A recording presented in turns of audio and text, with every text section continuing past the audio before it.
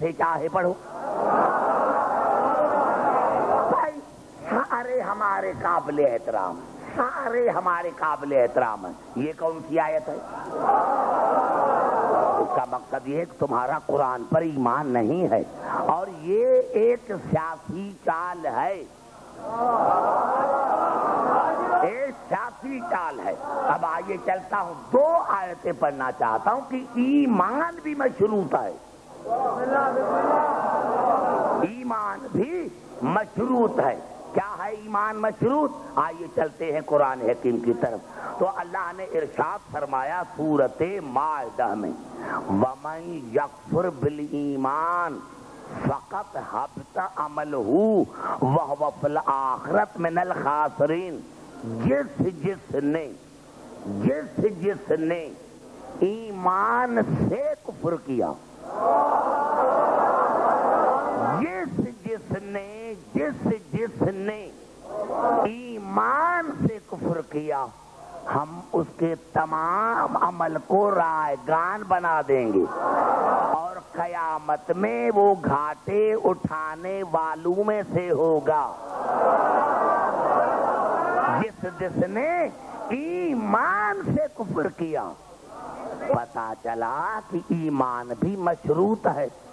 تو یا اللہ، یہ جس نے ایمان سے کفر کیا اس کے میں تمام اعمال کو رائگان بنا دوں گا، اور آخرت میں وہ گھاٹے اٹھانے والوں میں سے ہوگا. اب دیکھو یہاں الفاظوں کو دیکھیں، میں نے کہا آپ سے زیادہ مجھے اچھے سامنے نہیں ملیں گے. یہاں الفاظ کیا ہیں کہ جس نے ایمان سے کفر کیا، اس کے تمام اعمال کو ہم رائگان بنا دیں گے، اور آخرت میں وہ گھاٹے اٹھانے والوں میں سے ہوگا. اب اسی اللہ نے، جس اللہ نے سورۃ مائدہ میں یہ کہا تھا، اسی پروردگار نے سورۃ بقرہ میں کہا فَمَن یکفر بالطاغوت وَیُؤْمِن بِاللَّهِ فَقَدِ اسْتَمْسَکَ بِالْعُرْوَةِ الْوُثْقَىٰ لَا انفصام لَهَا وَاللَّهُ سَمِیعٌ عَلِیمٌ.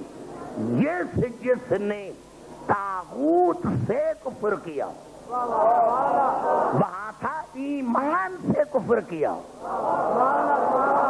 یہاں ہے جس نے طاغوت سے کفر کیا اور پھر اللہ پر ایمان لے کر آیا.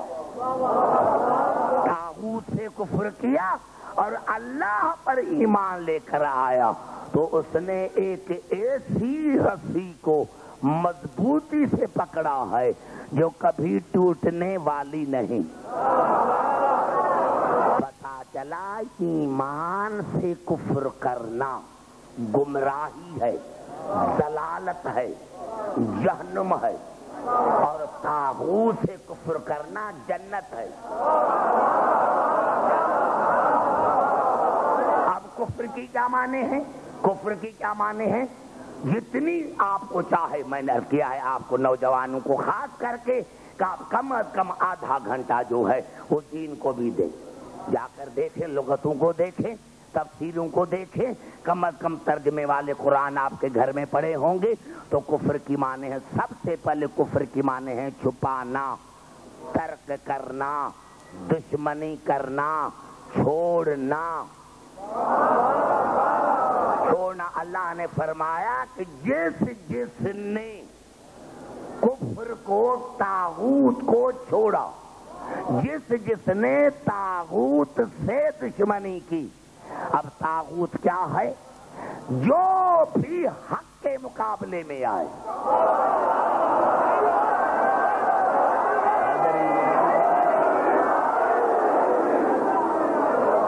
طاغوت کسی کا نام نہیں ہے، طاغوت کسی کا نام نہیں ہے. طاغوت کی معنی ہے جو حق کے مقابلے میں آئے، اس کا نام ہے طاغوت. اب یہ تو معنی لغت نے کی، لیکن کیا کروں قبلہ، فوائد محرقہ میں رسول کی حدیث ہے. صحابہ کرام نے کہا یا رسول اللہ یہ طاغوت کیا ہے؟ آپ نے فرمایا من حارب علیًا، بس جو بھی علی سے لڑے.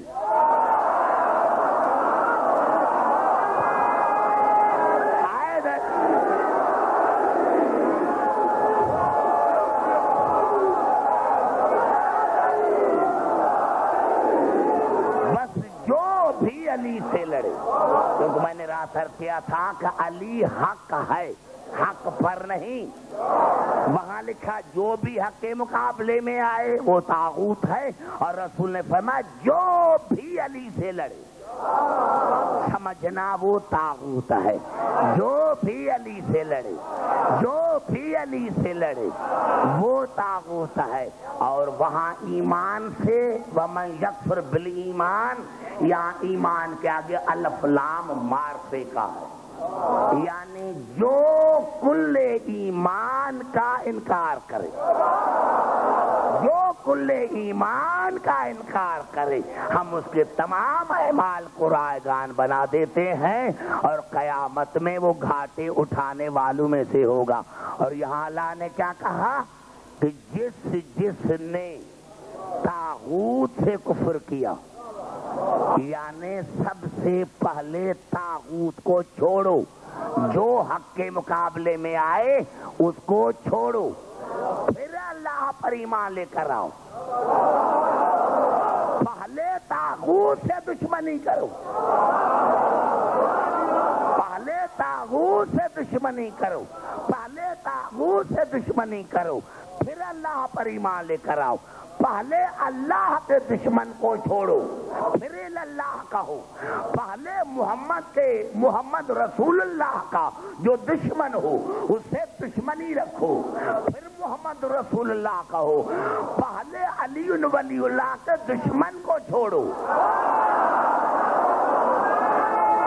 نعرہ حیدری، پھر علی ولی اللہ کا ہو. پتا چلا کہ بنص قرآن ایمان بھی مشروط ہے. پہلے دشمن پر تبرا پھر تولا، تبرا پہلے، یعنی اللہ کا دشمن ہو سب سے پہلے اس کو چھوڑو، رسول کا دشمن ہو سب سے پہلے اس کو چھوڑو، علی کا دشمن ہو، آل محمد کا دشمن ہو تو پہلے اس کو چھوڑو. پتا چلا حق سمجھ میں ہی نہیں آئے گا جب تک باطل سمجھ میں نہیں آئے گا. نعرہ حیدری.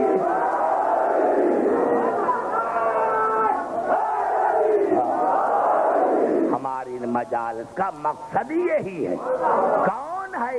میں کہتا ہوں مجھے خام خواہ لوگ کہتے ہیں کیا بات ہے، کیا ہم سے زیادہ کوئی نماز کو جانتا ہے کیا؟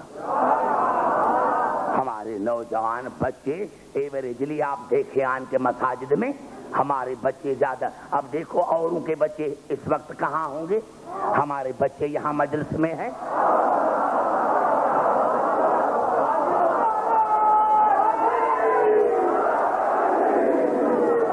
ارے بڑے بڑے ہم نے لوگ دیکھے، بڑے بڑے لوگ دیکھے ان کو کلمہ پڑھنا نہیں آتا، ہمارے بچے نعرے لگا رہے ہیں. تو یہاں عقل نہیں ہے، یہاں عقل نہیں ہے، ہمارے یہاں عقل ہے. اور عقل خوراک ہے علم کی، عقل خوراک ہے علم کی. اور عقل اور علم جب ملتے ہیں تو پھر اللہ کہتا ہے کہ پہلے تبرا کرو. کس پر؟ جو اللہ کا دشمن ہو، جو رسول کا دشمن ہو، جو آل محمد کا دشمن ہو. تقریر میری شروع ہو گئی باقاعدہ، میری باقاعدہ تقریر شروع ہو گئی. میں نے عرض کیا تھا میرے دوستوں، میں نے آپ کو زحمت بھی ہو سکتا ہے. دیکھو آج سے 7-8 برس پہلے لندن میں یوم غدیر منایا گیا تھا. یوم غدیر، اللہ غریب کی رحمت کرے مولانا کوثر نیازی صاحب کو، کیونکہ ہمارے پاس عدل ہے. دشمن کا بیٹا ہو اگر آل محمد کا محب ہے تو پھر ہم اس کے پاؤں چومیں گے. نعرہ حیدری ہے. ہمارے پاس عدل ہے، ہمارے پاس عدل ہے. جو بھی آل محمد کا، جو بھی آل محمد کا محب ہے ہم اس کا احترام کریں گے. لیکن اگر ہوا میں اڑتا آئے اور آل محمد کا دشمن ہے تو سب سے پہلے مجھ پر بر بر کرتے. ہمارے پاس عدل ہے تو میں جو ہمارے پاس عدل ہے. مولانا کوثر نیازی مرحوم بھی تھے تو اس وقت میں بھی تھا. تو ایک بریلوی مسلک کا افریقہ سے عالم آیا ہوا تھا. اس نے میرے مولا علی کے شان میں 50 حدیثیں پڑھی. 50 حدیثیں پڑھی. اور کمال اس کا یہ تھا کہ 25 حدیثیں جو پڑھی تو اس کی ابتدا تھی یا علی سے, اور 25 حدیثیں ایسی پڑھی جس کی انتہا تھی علی. میں بڑا خوش ہوا. رات کو میں نے ان سے ملاقات کی اور پھر جو 50 حدیثیں پڑھی تھی یہ 50 حدیثیں ہیں.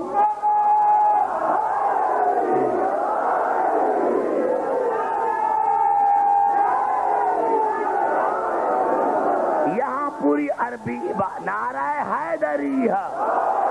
یہ 50 حدیثیں ہیں اور وہاں ہم نے یہ فریم کرا کر میرے پاس یہ موجود ہے. اسی لیے میں دکھا رہا ہوں میرے دوستو کہ ابھی تک دنیا